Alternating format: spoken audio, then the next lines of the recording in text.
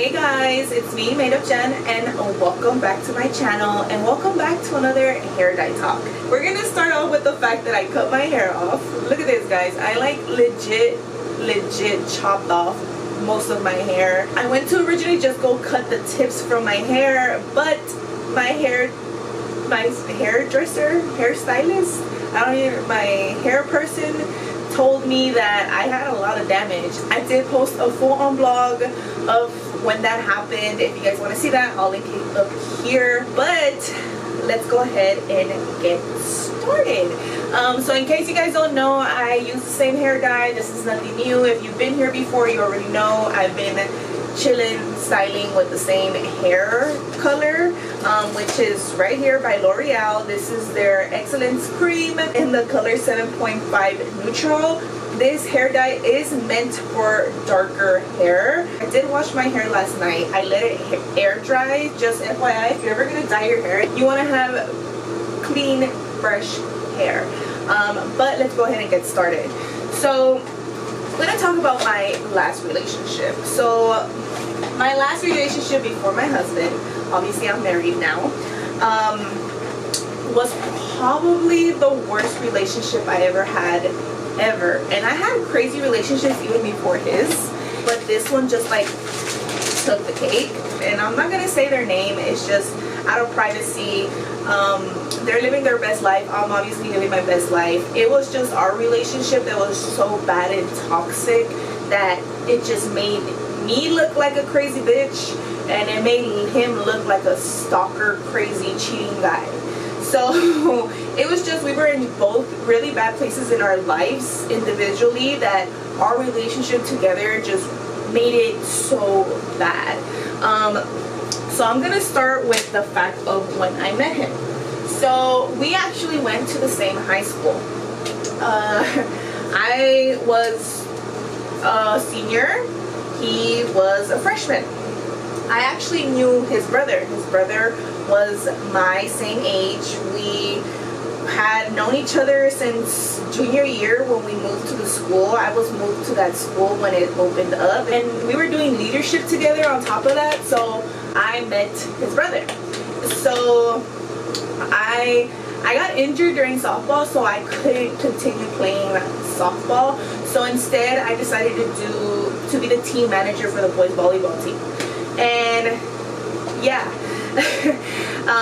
so that is where I first met my ex. But I'm gonna tell you guys right now, I didn't even notice him. I didn't know who the hell he was. He would talk to me. He even added me like on MySpace, because like I said, this was so long ago. This was 2006, 2007. MySpace was the thing. But I met him and I never actually acknowledged him. I didn't even know who he was. And then when I met him again, and I do say met him again because like I said, I didn't remember him my freshman year. I mean my senior year. So that was that. I didn't see him again for a while. It was 2009. I had just gotten kicked out from CSUN and I moved back home. And when I moved back home, I decided, you know what, like I think I want to coach. So I'm gonna go to my high school and go ask if there's anyone coaching, because as far as I knew, no one was really coaching, or if there was someone coaching, like I can go and help out.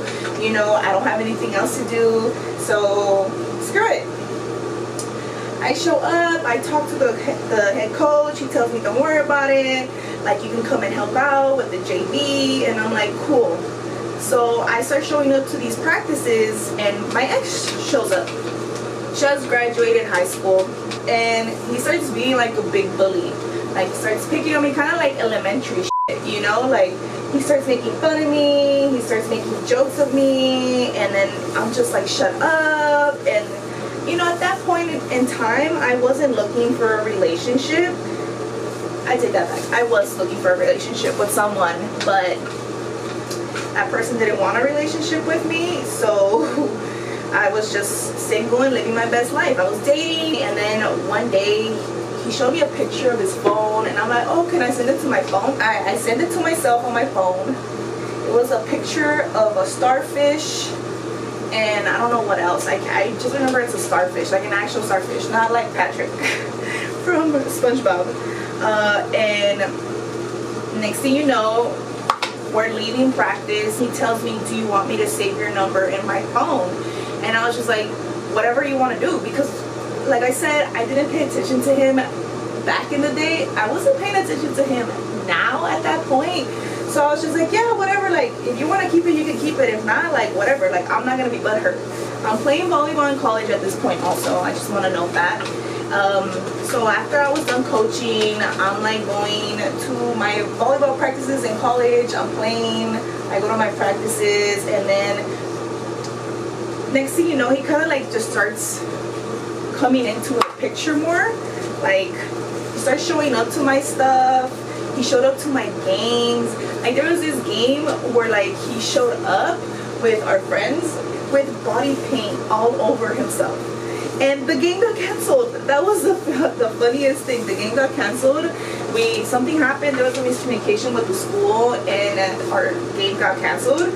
So, but he was committed with our other friend. He had my number painted on himself. And yeah, so like slowly he started like picking at me, and like I started like slowly like paying attention to him.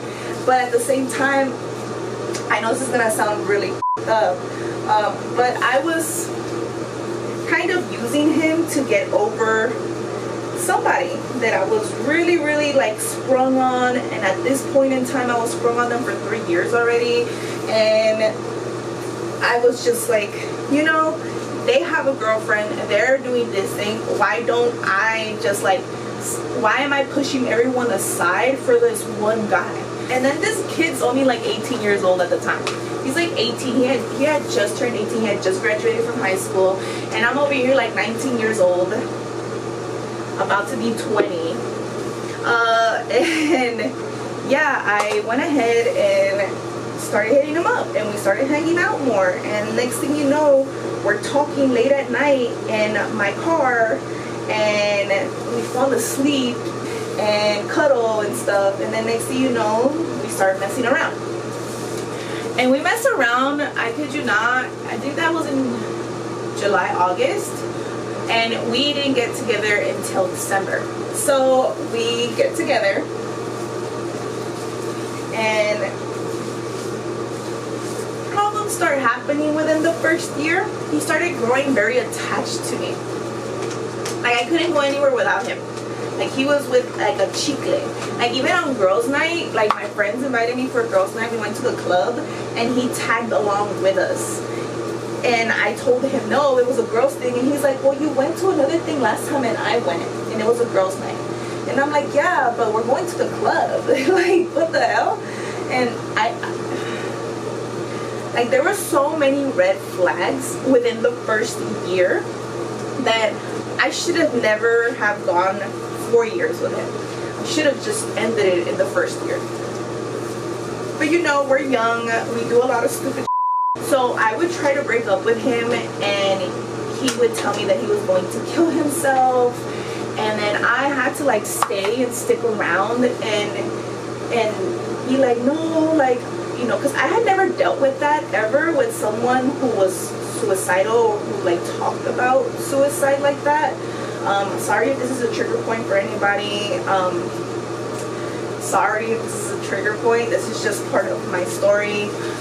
But my ex would, every time they would tell me, no, I'm gonna die, I'm gonna kill myself, like life would be better without me, and I would have to always stick around because I always thought that he was going to do it, and I didn't want that to fall on me. Because, you know, if anyone's seen that girl from Plainville, that whole real thing where that girl like text messaged her boyfriend to like just kill himself, and then he killed himself, I didn't want to be on the news. That I was just, I mean, not saying that I told him kill yourself, but I didn't want to be in that situation, you know. And it was very toxic, and it was so toxic that first year, and it made me stay. And I ended up staying with him, and then I ended up loving him. I can't say I was in love with him now that I'm older and time has passed. I can't say, oh yeah, I was really in love with him. I was not in love with him. I just had love for him, but I wasn't in love with him. And I'm pretty sure a lot of you guys can agree with that feeling, where at that moment I thought I was in love with him because of all the drama, all the like him meeting me, and like I thought that I was really in love, and I wasn't, obviously. I was not in love. I had love for him.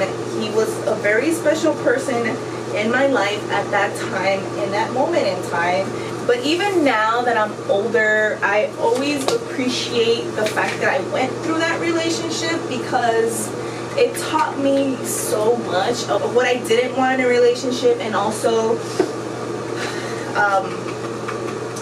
like what I was willing to take and not take after that. Because so this first year, right, he would just keep telling me he was gonna kill himself. He couldn't be without me. He was always at my house. And I was always at his house, and he was just like with me all the time. And then I became reliant on him all the time also.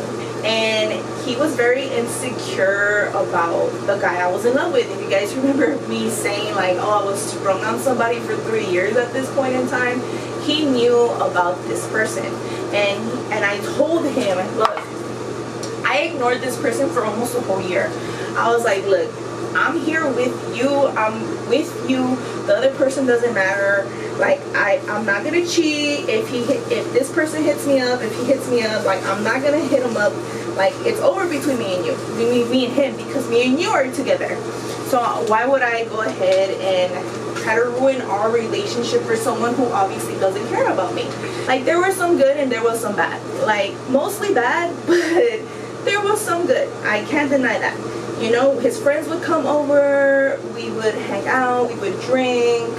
I would go buy the alcohol because I was the oldest one, with everybody being 19 years old, and I'm over here 21 with a 19-year-old trying to hang out with all these little kids.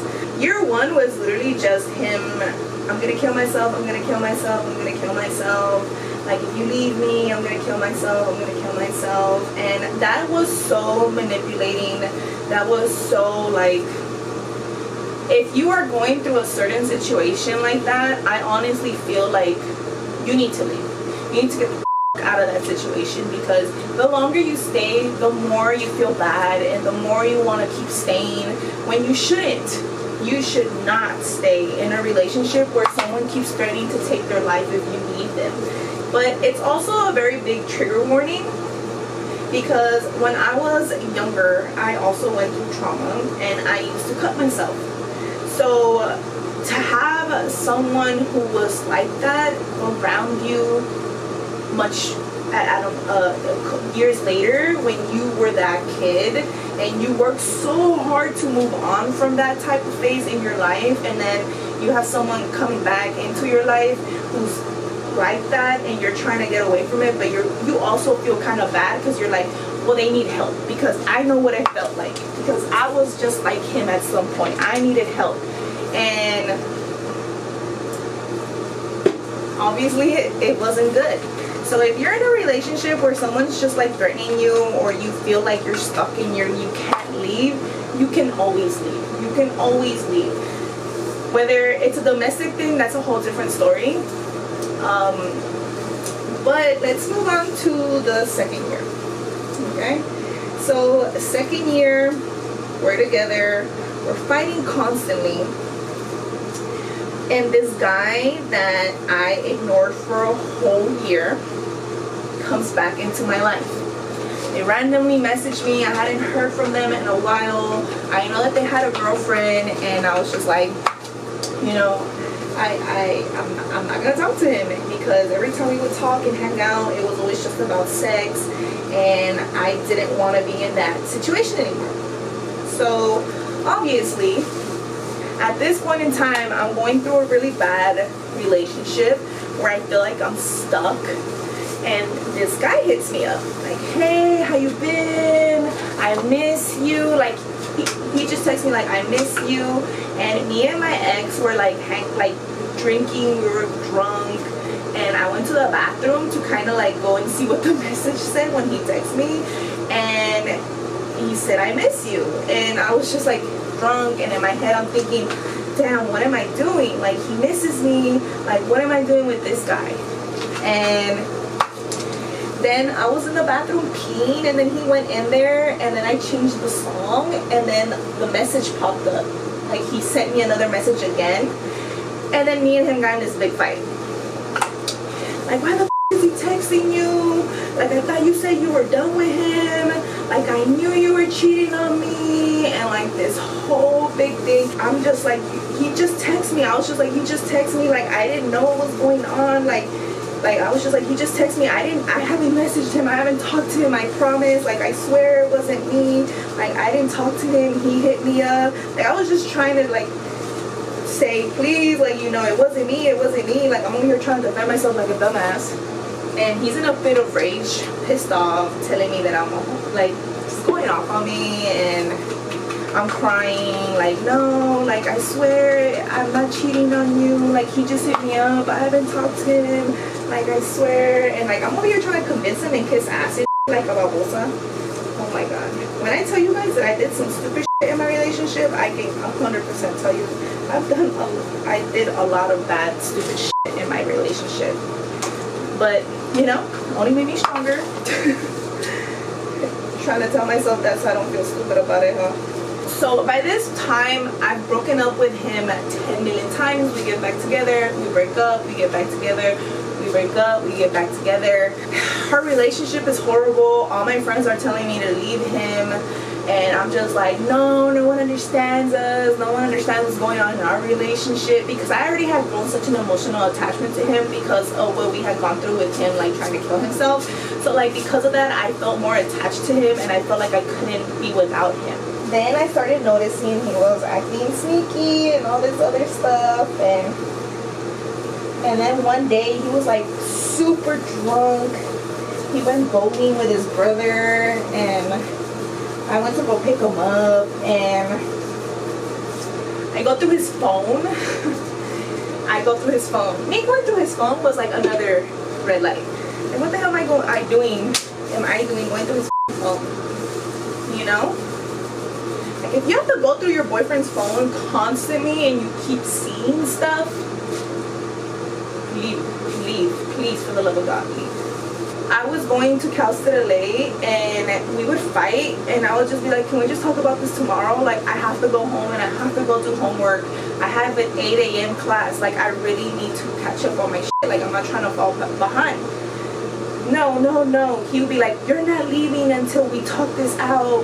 And then he would like stand in front of my car and be like, no, you're not leaving. And then I would like go, and he would grab onto my car, and I would accelerate, and he would still be holding on. Like, it was some crazy shit, guys. Like, crazy shit. Oh my god. Like, but yeah, I just wanted to quickly like talk about my relationship with my ex, because it was so bad, guys. Like, imagine having your boyfriend, your girlfriend standing, sleeping outside of your house, literally laying down in front of your house because they don't want to leave you alone. Like, it's crazy when I think about it. Like, everything that I put up with and everything that I shouldn't have like let slip within the first year of our relationship, first 2 years of our relationship. Like, it's ridiculous. Yeah, so I just really quickly want you guys to know that sometimes you might love somebody and you think they're the one for you, and they really aren't. They really aren't. If you have to start having to compromise for things that you would have never done if it weren't for this person, like, that's already a sign. Or if you have a boyfriend who is like stalking you almost, and you might think, oh, it's cute, he cares, but your friends are telling you, no, it's not cute. Please listen to your friends. Like, one of the things that I wish that I would have done when I was with my last boyfriend is listen to my friends. So my friends didn't like him. At the beginning of our relationship, we went out with with my friends. We went to BJ's and we went to go have dinner, and my friends just did not like him. They did not like him at all, and I don't think he liked them back either. Now that I think about it. And my friends would always tell me like what are you doing, like stop acting this way. Like I would go on Facebook and make myself look ridiculous with all this stupid shit, like posting like what was going on in our relationship, like him telling me that he didn't want to get married when I wanted to get married. If you want to get married and you want to have children and your partner just doesn't want to do that, please don't stick around with them hoping that they're going to change their mind, because they're not.